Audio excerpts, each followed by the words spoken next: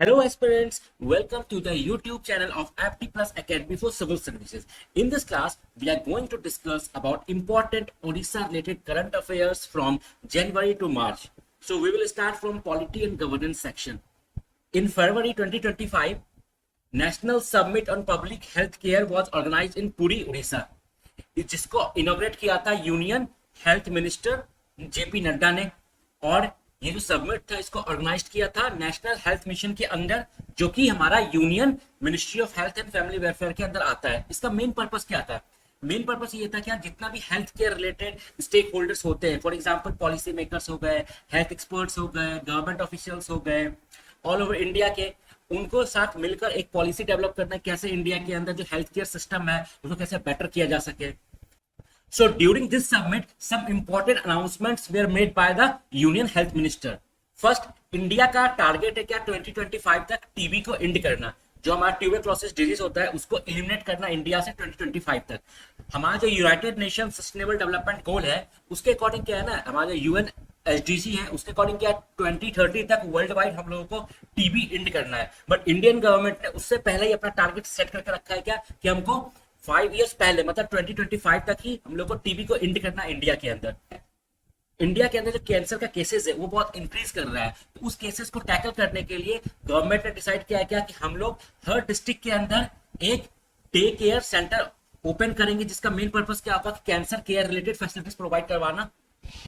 So the government announced to establish 200 daycare cancer center across the country in this financial year, and the ultimate goal कि पूरे India के अंदर हम लोग को हर डिस्ट्रिक्ट के अंदर एक day care cancer centre open करना है। SCB medical college in Cuttack will be developed as a one-stop center for managing sickle cell anemia, which is a serious genetic blood disorder. इसके अंदर क्या होता है कि जो बॉडी हमारा हीमोग्लोबिन प्रोड्यूस करता है, तो उस हीमोग्लोबिन प्रोड्यूस करने का जो प्रोसेस होता है उसको म्यूटेट हो जाता है। जो जीन रिस्पॉन्सिबल होता है हमारा हीमोग्लोबिन के अंदर प्रोटीन को प्रोड्यूस करने के लिए उसके अंदर म्यूटेशन आ जाता है, जिसके कारण कि हमारा जो ब्लड का सेल होता है ना वो इफेक्ट करता है और बॉडी के अंदर अलग अलग टाइप का abnormal haemoglobin related disease face करना पड़ता है। यूनियन एजुकेशन मिनिस्टर ने अनाउंस किया है क्या कि एक new national institute of pharmaceutical education and research centre establish किया जाएगा उड़ीसा के अंदर। इसका मेन पर्पस क्या होगा कि उड़ीसा के अंदर जो फार्मास्यूटिकल सेक्टर है उसको डेवलप करना, कैसे रिसर्च एंड डेवलपमेंट पे काम करना, एजुकेशन को इंप्रूव करना, न्यू न्यू अपॉर्चुनिटीज क्रिएट करना, जिससे कि हमारा इंडस्ट्रीज वगैरह उड़ीसा में इन्वेस्ट कर सके और उड़ीसा एक फार्मास्यूटिकल हब बन पाए। एजुकेशन मिनिस्टर ने अनाउंस किया है, बट जो हमारा national institute of pharmaceutical education and research है वो वर्क करता है हमारा डिपार्टमेंट ऑफ फार्मास्यूटिकल, जो कि ministry of chemical and fertilizer के अंदर आता है। तो this is the important point. Recently Doordarshan Odia ने ये डिसाइड किया है क्या कि we will start to broadcast news in Santhali language, which is officially recognize language in India. India के अंदर हमारा 8 शेड्यूल है, उसके अंदर हमारा 22 लैंग्वेजेस है। उस 22 लैंग्वेजेस के अंदर हमारा संथाली भी एक लैंग्वेज है, जो कि 92 कॉन्स्टिट्यूशन अमेंडमेंट एक्ट के थ्रू ऐड किया गया था हमारे कॉन्स्टिट्यूशन के अंदर। जो भी लैंग्वेज हमारे 8 शेड्यूल के अंदर एडेड होते हैं उनको कुछ इंपॉर्टेंट बेनिफिट दिया जाता है। फॉर एग्जांपल उस लैंग्वेज से related official language commission establish किया जा सकता है प्रेसिडेंट के द्वारा। देन गवर्नमेंट के ऊपर ऑब्लिगेशन होता है क्या कि जो लैंग्वेज हमारा 8 शेड्यूल के अंदर है उसको प्रमोट किया जा सके। उसके अलावा जो लैंग्वेजेस अंदर 8 schedule can be used in official civil service examination in the mains answer writing. Ratnagiri in Orissa is the important Buddhist archaeological site. तो यहाँ पे रिसेंटली कुछ इंपॉर्टेंट डिस्कवरीज हुआ है। तो ये जो हमारा रत्नागिरी है it is a part of diamond triangle. Diamond triangle का पार्ट है हमारा, जिसमें एक हमारा रत्नागिरी है, देन हमारा उदयगिरी है, देन हमारा ललितगिरी है। So these 3 important Buddhist sites in Odisha are known as Diamond Triangle. Monastery at Ratnagiri is an important center of Vajrayana section of Buddhism. Hundreds of stupas were discovered which are related to Kalinga trade network with in south Asia. So ancient time में जब उड़ीसा के अंदर जो हमारा trade होता था कलिंगा से और रेस्ट ऑफ द वर्ल्ड से, स्पेशली साउथ ईस्ट एशिया के साथ जो हमारा ट्रेड होता था, तो उसी ट्रेड से रिलेटेड कुछ प्रूफ्स एविडेंसेस हम लोगों को मिले हैं यहाँ पे। Utkarsh Orissa make in Orissa conclave was inaugurated by prime minister in Bhubaneswar. इसका मेन गोल क्या था कि उड़ीसा को as a potential hub of manufacturing promote करना, जिससे कि उड़ीसा के अंदर इन्वेस्टमेंट आ सके और उड़ीसा का डेवलपमेंट हो सके. This summit was the part of central governments aim of Purvodaya vision. इसका मतलब क्या है, जो पूर्वोदया विजन के अंदर क्या है कि गवर्नमेंट ऑफ इंडिया का जो पूर्वोदया विजन है उसके अंदर क्या है कि जो ईस्टर्न इंडिया के जो स्टेट्स है, उड़ीसा हो गया हमारा, वेस्ट बंगाल हो गया, झारखंड हो गया, बिहार हो गया, इन सारे स्टेट्स के डेवलप करना, इनके डेवलपमेंट पे फोकस करना, इनको डेवलपमेंट हब बनाना, मैन्युफैक्चरिंग हब बनाना. तो उसी का एक पार्ट है इंपॉर्टेंट क्या है कि उड़ीसा को डेवलप करना, because Orissa is the part of Purvodaya vision. So recently the conclave was organised. इसका मेन मोटिव क्या था कि इन्वेस्टमेंट टारगेट, इन्वेस्टमेंट को अट्रैक्ट करना. अब इन्वेस्टमेंट आएगा तो साथ में जॉब ग्रोथ भी होगा. So the main motive was to attract the investment proposal of around 5 lakh crore, जिससे कि approx 3.5 lakh new jobs opportunities create हो सके. Recently DRDO ने चांदीपुर में एक वसुंधरा ट्रायल्स किया है. वसुंधरा जो मिसाइल सिस्टम होता है बहुत ही हैवी होता है, बहुत टैंक बेस्ड होता है, बहुत ही बड़ा बड़ा आर्टिलरी होता है, जिसको कि मूव करना बहुत ही डिफिकल्ट होता है. इसीलिए डीआरडीओ ने एक very short range air defence system का ट्रायल किया है, जो कि एक man portal air defence system है, जो एक बहुत ही लाइट वेट है, कॉम्पैक्ट मिसाइल सिस्टम है, जिसको एक दो इंसान या सोल्जर्स जो होते हैं वही कैरी करके ले जा सकते हैं, जो कि इजिली मूवेबल है और किसी भी एक्सट्रीम सिचुएशन में उसका यूज किया जा सकता है. Government of Orissa has launched many initiative to boost the dairy sector in Orissa. जिसका मेन मोटिव क्या है कि स्टेट के अंदर जो हमारा डेली मिल्क प्रोक्योरमेंट होता है उसको 5 लाख से 10 लाख लीटर डेली किया जा सके, by improving the infrastructure, supporting farmers and improving livestock quality. These initiatives were inaugurated by the President of India. और ये सारे जो initiatives है, it is a collaborative effort between the Department of Animal Husbandry and Dairy and National Dairy Development Board and state government. Under the initiative, the government will provide market support program, जिससे कि जो entire dairy value chain है उसको strengthen किया जा सके. Milk procurement से लेकर प्रोसेसिंग से मार्केटिंग तक सब कुछ फार्मर्स को सपोर्ट किया जा सके, इंडस्ट्रीज को सपोर्ट किया जा सके, जिससे कि एक स्ट्रॉन्ग ब्रांडिंग और डिस्ट्रीब्यूशन नेटवर्क मिल सके और जो फार्मर्स है उसको एक बेटर इनकम सोर्सेस मिल सके, जिससे कि उसका फाइनेंशियल स्टेटस है वो इंप्रूव हो, स्टैंडर्ड ऑफ लिविंग उसका इंप्रूव हो और ऑल ओवर हमारा ओडिशा का जो इकोनॉमी है वो स्ट्रेंथन हो. Cattle induction program, it is a part of Rashtriya Gokul mission. इसका मेन फोकस होगा क्या कि जो हमारा जो कैटल्स है उनके जेनेटिक ब्रीड को इंप्रूव करना, जिससे कि उनका जो मिल्किंग कैपेसिटी है वो इंप्रूव हो और वो ज्यादा मिल्क दे सके, उनका क्वालिटी इंप्रूव हो और वो डिजीज रेजिस्टेंस हो सके. Under this initiative 3000 high genetic married cattle were distributed in Mayurbhanj district. Then gift milk program. Gift milk program नाम से ही पता चल रहा है गिफ्ट देना किसी को milk. So the main motive of the milk gift program is to address the malnutrition among children, जिसके अंदर the government aims to provide 200 millilitre of flavoured milk with fortified with vitamin A and D to around 1200 children in Mayurbhanj district. The government of Odisha has announced to provide a monthly payment of around 30,000 per month to all the person from Odisha who received Padma Award. It will be implemented by Odia Language, Literature and Culture Department. Odisha has announced a new initiative to empower local communities by providing direct funding to villages for forest protection and management. This initiative was launched under the Forest Right Act. पहले क्या होता था कि जो forest को manage करने के लिए हमारा फॉरेस्ट डिपार्टमेंट को फंड दिया जाता था, बट अब उड़ीसा गवर्नमेंट ने डिसाइड किया है क्या कि हम लोग उड़ीसा का के अंदर जो लोकल कम्युनिटीज होता है, ग्राम पंचायत होता है, उनको डायरेक्टली फंड ट्रांसफर करेंगे और जो ग्राम पंचायत होगा यूटिलाइज करना है फॉरेस्ट प्रोटेक्शन एंड मैनेजमेंट के लिए. So initially 100 villages will receive direct funding. Each of these villages will get 15 lakh annually, जो कि डायरेक्टली उनके बैंक अकाउंट, जो ग्राम सभा का जो बैंक अकाउंट होता है उसका अकाउंट में ट्रांसफर कर दिया जाएगा. So this initiative is the part of a larger program of union ministry of tribal affairs, जिसका मेन गोल क्या है कि अल्टीमेटली अभी तो 100 विलेजेस के अंदर, 100 ग्राम सभा के अंदर इस प्रोजेक्ट को लॉन्च किया गया, but in the long run government का ये प्लान है क्या इसको एक्सटेंड करके 400 विलेजेस को इंक्लूड करेंगे. Bali Yatra festival was organized in Cuttack on the bank of Mahanadi river. The purpose of this festival is to celebrate the rich maritime history of ancient Odisha, the kingdom of Kalinga. The government of Odisha is making effort to include the Bali Yatra festival in the list of UNESCO intangible cultural heritage list. At present, 15 elements from India have already been recognized by UNESCO as intangible cultural heritage.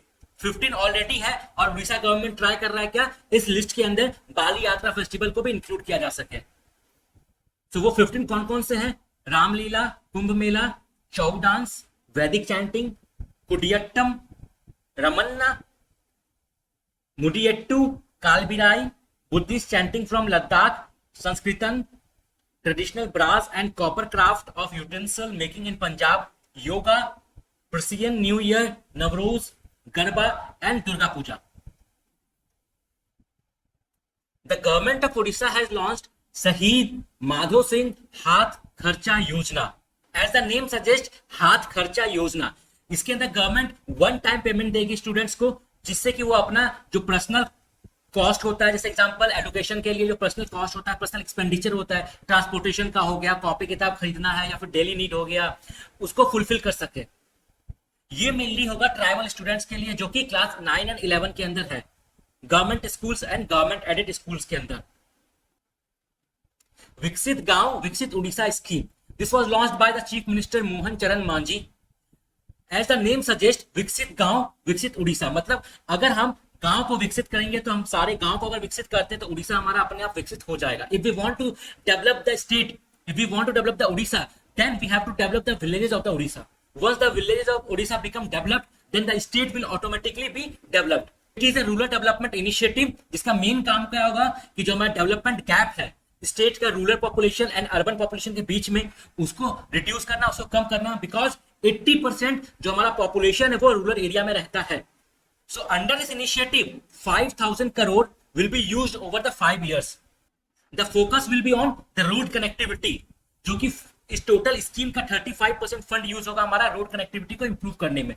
Then जो हमारा civic amenities होता है, for example हमारा public facilities को improve करना, community centre जो होता है उसको इंप्रूव करना, मार्केट शेड्स बनाना, देन जो पब्लिक यूटिलिटी होता है, टॉयलेट्स होता है, टॉयलेट प्रोवाइड करवाना, then education and sports establish करना, क्लासरूम्स बनाना, प्लेग्राउंड बनाना, स्पोर्ट फैसिलिटीज बना के स्पोर्ट्स को प्रमोट करना रूरल एरिया में. The government of Orissa has announced the initiative to implement Beti Bachao Beti पढ़ाओ scheme in Orissa. Originally, the बेटी बचाओ बेटी पढ़ाओ scheme was launched in January 2015. The main purpose was to address the gender imbalance and improve the welfare of girls. इस scheme के अंदर government जो है वो promote करती है, अवेयरनेस प्रमोट करती है, जिससे कि जेंडर इंबैलेंस को रिड्यूस किया जा सके और प्रो वुमेन एक एनवायरमेंट डेवलप किया जा सके कंट्री के अंदर. The main important point of this scheme is कि इसके अंदर गवर्नमेंट को भी फाइनेंशियल ट्रांजेक्शन या फिर मॉनेटरी बेनिफिट नहीं देती है. इसका मेन पर्पस है क्या? अवेयरनेस प्रमोट करना और लोगों का मेंटलिटी जो होता है, बिहेवियर जो होता है towards the other gender, towards the female, वो चेंज करना. So the focus is to empower adolescent girls through education and self-defense training. In the Ganjam district, the government announced the Nirbhaya and Mongela Jia Yojana. It is an awareness program जो कि mainly adolescent girls को target करता है, जिससे कि उनके अंदर awareness किया जा सके, उनका एजुकेशन को प्रमोट किया जा सके, जिससे कि उनका मैरिज एज जो है डिले हो, जिससे चाइल्ड मैरिज नहीं होगा हमारा. और सेकंड चीज, अगर उनका मैरिज एज डिले होगा, उनके अंदर एजुकेशन प्रमोट होगा, तो वो लोग एम्पावर्ड भी होंगे, अपना डिसीजन ले सकेंगी, करियर में भी वो लोग आगे बढ़ सकती है. Then in the Dhenkanal district, Kalpana Ajeevan. The core function of Kalpana Ajeevan scheme is to track adolescent girls to ensure they remain in education system and protected from child marriage. और इस स्कीम के अंदर गवर्नमेंट ने वर्षा प्रियदर्शनी साहू को as a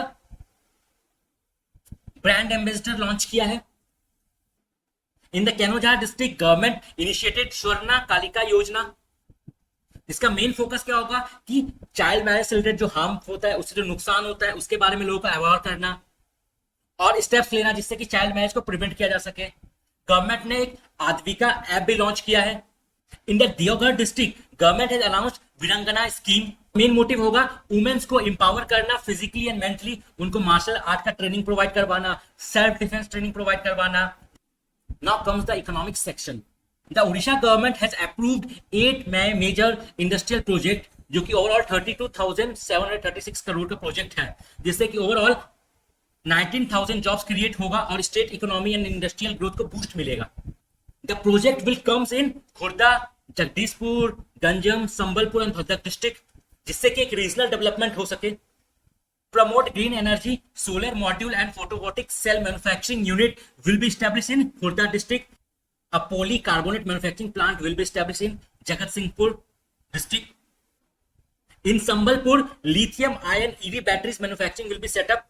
In January 2025, the government of Odisha has signed 8 MOU with the government of Singapore. Under the initiative, green hydrogen will be promoted in the state. And the Singapore will help the Odisha to become a leader in the production and use of green hydrogen.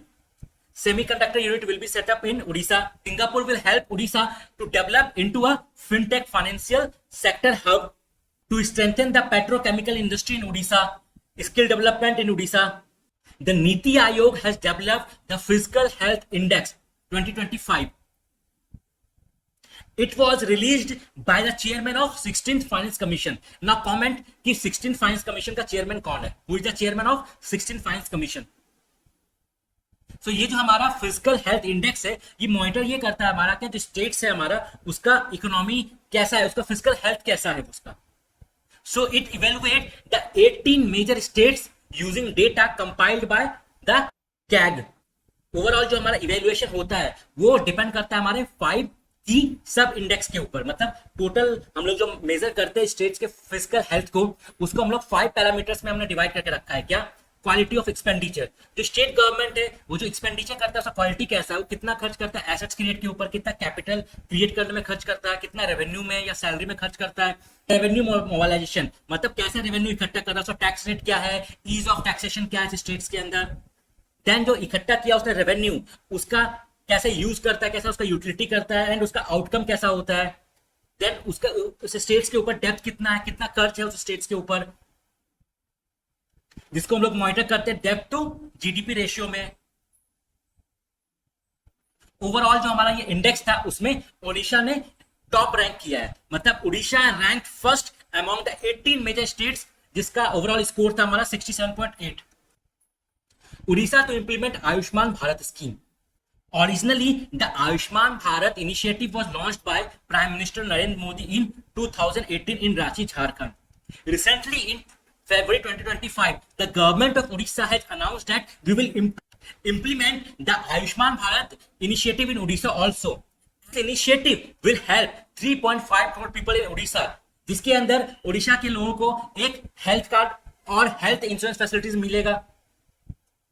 Under this initiative 5 lakh पर family per year provide किया जाएगा for secondary and tertiary health care system के अंदर. Orissa economic survey, हम लोगों ने Orissa economic survey and Orissa budget के ऊपर बहुत ही डिटेल में वीडियोस बनाया था, बहुत ही डिटेल में हम लोगों ने क्लास किया था. इस क्लास के अंदर हम सिर्फ बहुत ही इंपॉर्टेंट फैक्ट्स एंड फिगर देखेंगे जो उड़ीसा इकोनॉमिक एंड बजट से रिलेटेड होगा, लेकिन बहुत डिटेल में हम लोगों ने कवर किया था अलग वीडियोस में. तो आई विल रिकमेंड कि आप लोग वो वीडियो भी जाके देखें, जिससे कि एक Orissa economic survey and budget के बारे में कॉम्प्रिहेंसिव एक डिटेल ओवरव्यू मिल सके आप लोग. Odisha's gross state domestic product is about 9.5 lakh crore. Odisha ranked 13 out of 17 major states, and the growth rate of Odisha is 7.2%, which is higher than the national average of 6.4. The per capita income of Odisha is 1,82,548. And the growth rate of per capita income in Odisha is 10.6%, which is higher than the national average of 8.7%. And per capita income में उड़ीसा है 11th number पे. Top पर कौन है हमारा? Telangana. In Odisha, agriculture and allied sector contribute around 18.9% of state GVA. जो हमारा industrial sector contribute करता है हमारा 43.9%. Then service sector at 37.1%. India का ओवरऑल 57% जो आयरन ओर है वो ओडिशा प्रोड्यूस करता है. 100% क्रोमाइट प्रोडक्शन जो है इंडिया का वो ओडिशा में होता है. 71% बॉक्साइट प्रोडक्शन वो ओडिशा में होता है. 21% ऑफ कोल प्रोडक्शन इंडिया का ओडिशा में होता है. देन 15% ऑफ मैग्नाइज और प्रोडक्शन इंडिया में, उड़ीसा में होता है। ओवरऑल इंडिया का जो टोटल मिनरल प्रोडक्शन है उसमें ओडिशा का जो कंट्रीब्यूशन है वो 44.7% है। ओडिशा के अंदर जो लेटेस्ट हमारा फॉरेस्ट सर्वे का डेटा आया है उसके अकॉर्डिंग ओडिशा में ऑल ओवर 33% से ज्यादा फॉरेस्ट कवर है, जो कि हमारा नेशनल टारगेट से ज्यादा है। 69% ऑफ पॉपुलेशन जो है स्टेट का वो वर्किंग एज पॉपुलेशन है, मतलब 15 से 59 ईयर्स के बीच। फिजिकल डेफिसिट उड़ीसा का 3.4% है। Overall Orissa is a power surplus state. Electricity जितना हम कंज्यूम करते हैं उससे ज्यादा हम लोग इलेक्ट्रिसिटी प्रोड्यूस करते हैं। ओवरऑल 49% ऑफ वर्कफोर्स जो है वो डायरेक्टली इंगेज्ड है उड़ीसा के अंदर एग्रीकल्चर में। फूड ग्रेन प्रोडक्टिविटी में उड़ीसा 13th नंबर पे आता है। ओवरऑल एक्सपोर्ट के अंदर जो उड़ीसा का रैंक है वो क्या 8 है, मतलब Orissa is the 8th largest state in India in terms of exporting. और मेनली उड़ीसा से हम लोग एक्सपोर्ट क्या क्या करते हैं, mainly metallurgical products, iron ore हो गया हमारा, एल्यूमिनियम हो गया हमारा, फेरोमैग्नीज हो गया हमारा। तो बेसिकली हम लोग रॉ मटेरियल ज्यादा एक्सपोर्ट करते हैं। सो गवर्नमेंट का ये प्लान है क्या कि हम लोग उड़ीसा के अंदर जो मैन्युफैक्चरिंग होता है उसको हम प्रमोट करें, जिससे कि हम लोग रॉ मटेरियल जो हमारा मेटलर्जिकल रॉ मटेरियल्स है उसके बदले हम लोग फिनिश प्रोडक्ट्स को एक्सपोर्ट करें, जिससे कि हमारा स्टेट रेवेन्यू इंक्रीज हो और हमारा स्टेट ज्यादा डेवलप हो। हमने उड़ीसा स्टेट बजट भी बहुत ही डिटेल में कवर किया था अगले वीडियो में, तो मैं Orissa economic survey and Orissa state budget का जो डिटेल वीडियो का जो लिंक है वो डिस्क्रिप्शन में दे दूंगा, आप लोग वो जाके देखो, क्योंकि उसके अंदर हम लोगों ने डिटेल में डिस्कस किया था। और इस वीडियो के अंदर हम लोग जो इंपॉर्टेंट फैक्ट्स एंड फिगर है उसको हम लोग देखने वाले हैं। So Odisha state budget of 25-26 was presented by the Mohan Charan Majhi, who is the chief minister as well as the finance minister of Odisha. Overall जो बजट था उड़ीसा का, तो ओवरऑल जो उड़ीसा का जो बजट है हमारा वो है 2.90 लाख करोड़ का, और स्टेट का जो इकोनॉमिक ग्रोथ रेट है वो हमारा 7.2%, जो कि नेशनल लेवल से भी ज्यादा है। बिकॉज इंडिया का जो ग्रोथ लेवल है, ग्रोथ रेट है इंडिया का वो है 6.4%, बट उड़ीसा में उससे ज्यादा है हमारा 7.2%।